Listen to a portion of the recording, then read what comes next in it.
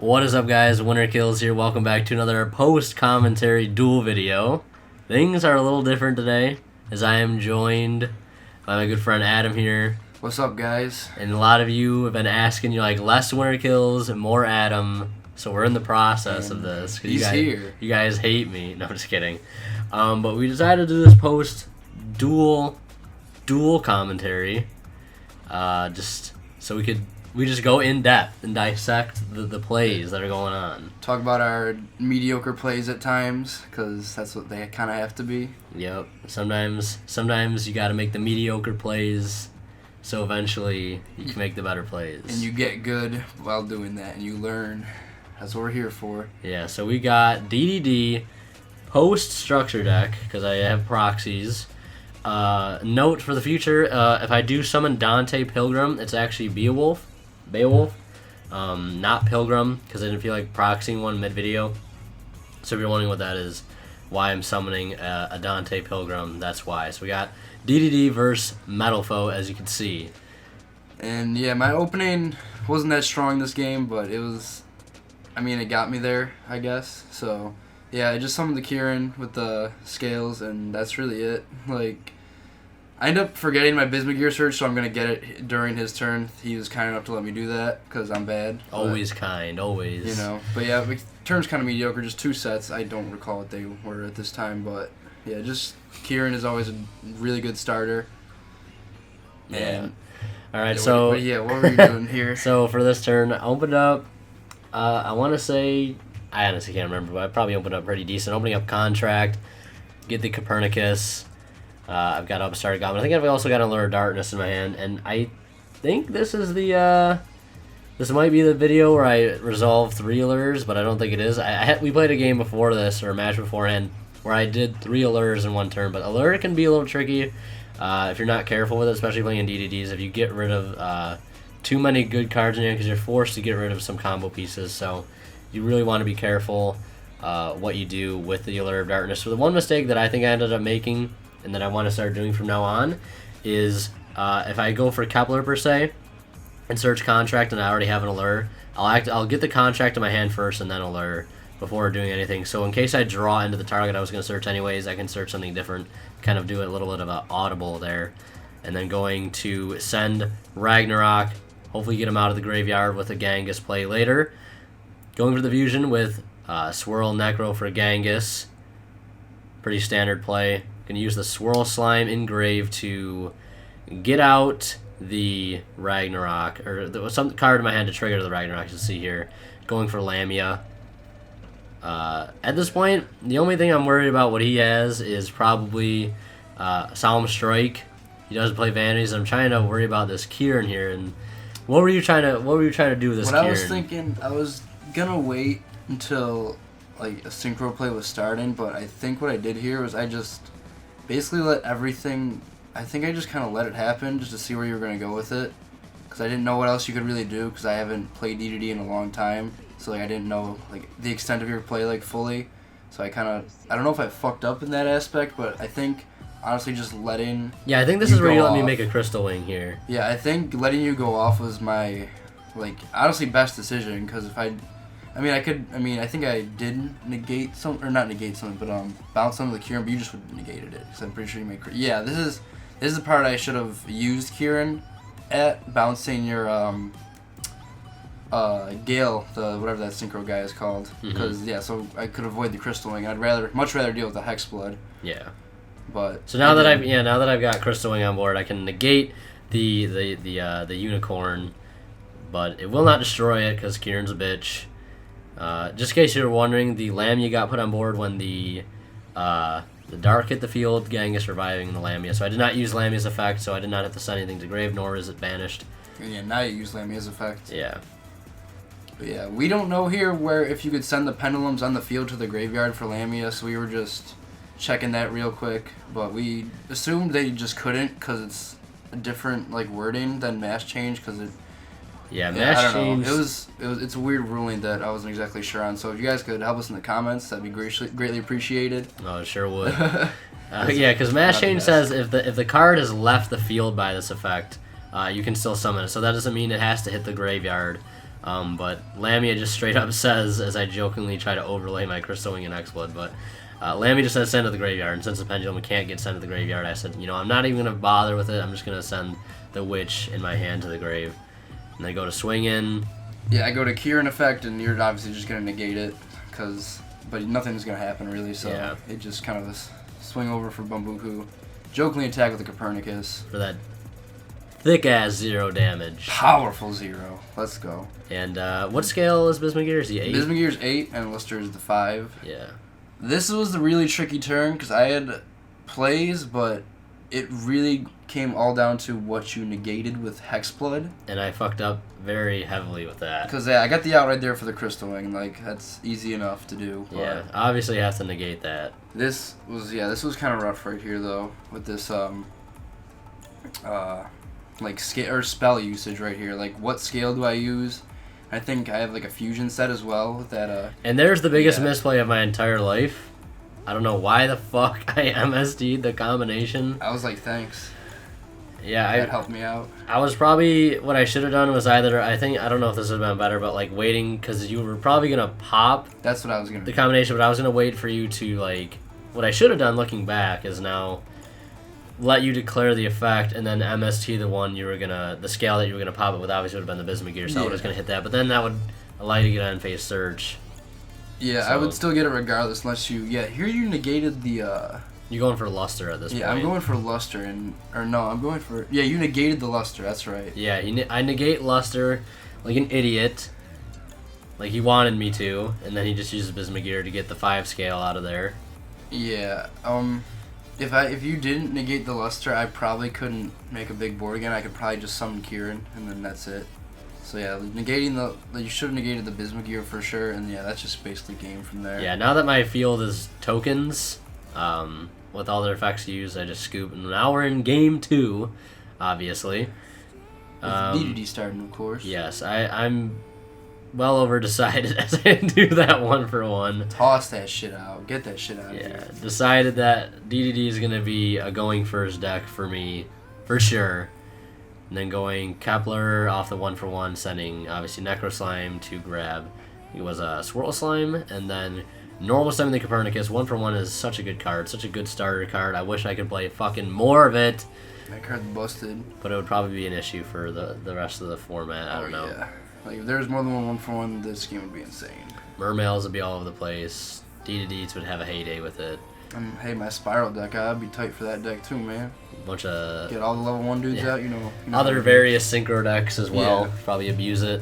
Yeah, just doing standard DDD stuff here, obviously. But I don't know, did you open optimally this game? Or? I think I went pretty well, but the issue I've been having lately with DDD is like playing with all these new cards, and it's the crazy thing, it's only like adding 2 or 3 different monsters to the deck. Copernicus, Orthros, which I only play as a one of, and then Lamia. Those cards just open up so much potential, though. Yeah. For like synchros and other random XCs and fusions and Beowulf too, even like it's insane. So here I'm trying to do a standard play, which I think it's pretty decent against Pendulums, being able to go into double Genghis, and I was playing. I think I cut it after this video. I could be wrong. Or maybe the duel before I ended up cutting out. I was playing 1 copy of Nicola just so I didn't have to rely so heavy on burning my Genghises to make a Beatrice. Just so I can do the Zephyros play, send Zephyros out Beatrice with the Copernicus on board, and then summon the Zephyros with the Copernicus to make an Evil Swarm Nightmare. And be able to set that up, because I think that's a pretty decent card against Pendulums. Yeah, that's really good, especially stopping Kieran and all that. Yeah. So. But the difficult part is when they don't Pendulum Summon Kieran and they just wait for you to use the Nightmare and then you Tribute Summon, because it only gets the effect on special summons. So yeah, it's kind of lacking in that aspect, but it's still a super good card, honestly, against Pendulum. You can just book their whole summon for the turn them off. Yeah, good against a lot of decks. And here you see me sending the Zephyros regardless off the Foolish, as I use the Formula and the Copernicus to go into the Charge War, so you get 2 extra draws off that. Yeah, 2 extra draws, but sadly no Nightmare though, correct? Yeah, no Nightmare. I was like kind of saying, I probably shouldn't have synchroed immediately, but I just didn't want the dead Formula just chilling there, and I don't think I would have drawn into the Foolish either way, but I could have sent it off Beatrice anyways, and I figured this ended up being a little bit better of a play. So I ended up going for sending Ragnarok, and now using Necro Slime, or maybe not.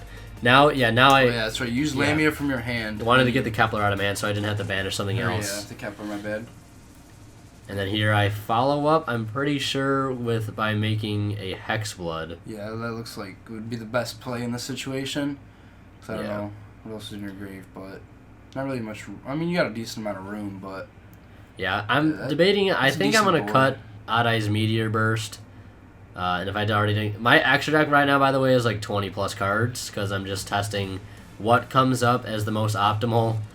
And giving those thumb downs because I probably messed up. Or? Yeah, probably. I just feel like I could have done something better. I feel like somebody's gonna be like, timestamp at 10 minutes 15 seconds. You could have made a Crystal Wing Hexblood 38 Beatrice. What the fuck, you know? I mean, yeah, we're just testing. we're trying to work out all these kinks before the deck actually comes out, so we don't fuck up the tournaments. But the one of Luster coming down again on my side of the field. I don't know why that card just stuck to my hand in these past. Same thing with those Bambukus. You got those fucking things glued to your sticky, goddamn man. hands. I don't know what to tell you. They're what are they, Spanish? Yeah, Spanish Bambukus. They're decent. Yeah. But this opening wasn't. It was weird at first, but it got there. And aren't you thinking to negate the Volflame right now? Yeah, I'm thinking very hard on what to negate because I'm trying not to have a repeat of what happened beforehand. So I let it go. You let it go again. That's right. Because I figured there's far other better cards that he can activate that I can negate, like if he's got a Desires or Summoner's Art or some other cards that I just rather negate. I think this was the game where if you negated the Luster... Yeah, this is where I wait to negate the Luster later on. Okay, it's later on. I didn't know if it was earlier or not, but yeah. Yeah, because the first turn happens and then it goes to another turn. Yeah. Because I figure I let you summon the Kieran anyways because you got a 5/8 scale, so I'm not really too worried of you pendulum summoning a big board because you're probably only going to be able to summon just Kieran unless you had another Volflame in it because he's a 7. Right here, what I should have done is probably bounced Kieran back to my hand and bounced Hexblood. So I could have actually used Luster's effect, but I feel like I wouldn't have had a... Yeah, this is where I negate it right here. Yeah, because you would negate it right here. Yeah. Because I feel like if you negated Luster earlier, I still wouldn't be able to do anything, but... If you didn't negate Luster, I would have been able to get a Volflame out with the Kieran. And that's why I was debating using Luster earlier. But I didn't have any other scales in my hand that actually I could complete scales with. So that's why I did this play, I'm pretty sure. Mm-hmm. It was really weird, but you gotta make those plays sometimes with those weird hands. Yep. And one thing, if you guys are following me on Twitter, and if you're not following me on Twitter, you probably fucking should. I don't know what you're doing, but I said it basically, and I might have said this in a video that hasn't gone up yet, but I'm going to be grinding the fuck out of DDD. Because upon release date of that structure deck, I'm going to drive to my locals, I'm going to buy those goddamn structure decks, and then whatever that day, if it's a Friday, if it's a Monday, I'm going to go to that locals we go to, and I'm going to fucking tear shit up. That's going to be the plan. Go undefeated to get that 50 store credit, let's get it. Facts. I'm probably not going to be playing DDD, but I'll still pick the deck up. I might fuck around with it a little bit, you know. You'd get some DD mirrors or some shit like that. Get some trade fodder. Somebody who didn't get the structure decks. That's right. That's for darn sure. And this was end phase now, I think. You used Beatrice for the Necro, right? Yeah. And now I'm taking, I think it is damage off the 2 contracts. Oh, that's right, yep. And then now I drew into Avidity, so I've got a lot of things I can do. I can get a search off my Swamp King. I can get, not Swamp King, a Dark Contract with the Gate, but I can also get a fusion off that, so I don't have to burn. Just rely on my Necro Slime, so I can get double fusions. I've got a Genghis on board. I can do a lot of reviving from Graveyard.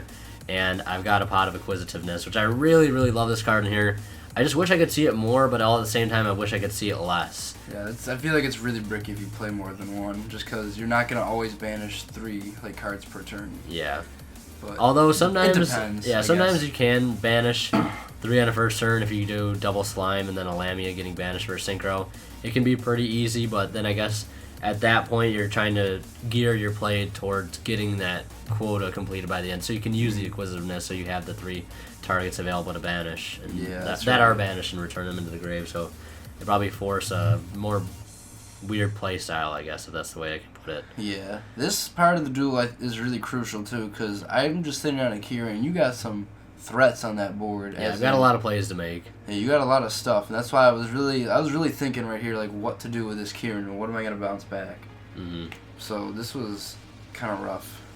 Yeah, but I sent a Lamia off that Copernicus. Free Foolish Burial coming in very, very clutch. Copernicus is like one of my favorites. I started off with a 3-2-1 ratio, 3 Lamia, 2 Copernicus, and then 1 Orthros. Now I'm playing 3, 3, and 1. Because seeing that card first turn is, in most cases, better than seeing your Kepler, especially if you already opened the contract. Like, yeah, and some stuff's better engraved too. I feel like almost. Yeah. Than in hand. Oh, are you using? Yeah, this is where you use the Zephyros. This is where I use the Zephyros that I sent turns ago. I returned the Beatrice. Yeah, I was surprised you didn't return a contract right here. I feel like that would have been the better play, honestly. But I mean, yeah, I'm not positive. But yeah, I feel like if you had Beatrice, this duel could have went like a little bit differently. Yeah, because I was like, I know you're not gonna bounce it, or destroy it, because I know you're smarter than that. Yeah. Because you don't want me to get that purple Dante out of the extra deck, which I might ultimately end up not playing, just because of tight extra deck space. And that ulti warning though. Yeah, coming down in that nightmare, 'cause I'm not trying to get my stuff booked. Yeah. There's no way. That card's too strong against this deck. Yeah, I figured that'd be a good play to at least try to bait out something. And yeah, I'm the Swirl Slime. I went the chain Kieran effect on your attempt activation, so. Get that Hexblood out of there. Yeah, I let you get that summon off the Genghis, or I think yes. Yeah, I think I go off Genghis here. This is where I'm like Beowulf, or no, it's not. That's later on. Yeah, this is when I dropped the vanities because I knew from here you probably can't put anything else on board. So yeah, I was living this turn, so I was like, this is probably the best time to flip this card. And swinging for 4,000. And yeah, it puts me down to 2 cakes I warned earlier, so it's looking decently rough, but. Yeah, but the thing about your deck is you can just turn off vanities. Yeah, if you have a scale. and you don't have like anything to like respond with now. So it's I'm pretty sure I drew decently right here. So it's basically GG. Because after this, I didn't know if I could activate counter on destruction of vanities because I don't know. I think you might be able to, but I just didn't want to like risk it, and I was just gonna do it right there. Yeah, it doesn't on really the luster. matter. Get my free summon. Yeah, I'm just gonna use probably another Metalfoes to, I'm assuming, clear the luster and then just make a huge ass pendulum summon. Yeah, that's how it usually goes because you don't want really luster's okay in your scale, but you really don't want him there. You need to get him out real quick. Gold Driver Luster for that Ignister play is just ridiculous. Yeah, that's really powerful. It's really strong. Any deck that can make Ignister is a strong deck right now. Like, it instantly wins the Metalfoe mirror. Even against D&D, it's gonna be powerful too if they have a astronaut or not astronaut, fucking astronaut Ragnarok. I don't know. No, Ragnarok or like one of the savants they're called. Yeah, Ragnarok or Copernicus or Kepler. Right. Yeah, if they got one of those on board, you can just pop theirs and spin something else. Spin some Hexblood or something. That double removal. Yeah, going to Mithrilium right here, fusing the Gold Driver and like a Steel from hand or something. Put those 2 back in the deck. Clear some shit out. You know how it goes. Yeah, at this point I'm pretty much accepting defeat because I can't respond with anything. A double rank 6 would have gotten me, or double rank 6, 2 Genghis. I could have, if the vanities wasn't there, I could have summoned probably a Dark out of grave so I would stop taking burn damage, and then gone into a Beatrice at that point and use it again. Powerful. But I was really not expecting that vanities emptiness. Yeah, I opened. I don't think I opened into the vanities. Did I? I don't know. Yeah, I can't remember either. There's Summoner's Heart. Oh, yeah. Yeah, you started this duel, right? Yeah, I opened with Vanity's Warning. That was my first turn. It was like Vanity's Warning, Full Flame, and Luster. Yeah. And like one other card or something. So what do you I know you talking about earlier, you said you didn't like the Clifford engine that much, or you might cut it. I do really like it. Like, it's way too strong going first. If you open that and like 2 Metalfoes, it's basically Infinity and like a decent sized pendulum summon. Like it's really strong, but I just feel like you obviously you don't play it going game 2s obviously in most cases. But that's why I want to really try the Draco Slayer engine, like the Masters and the Vectors and Face Off and all that. Because Dynaster I feel like is just a really good card right now, and it also makes your Kieran indestructible by battle as well, as long as Dynaster's on the field, which is kind of cool. Yeah.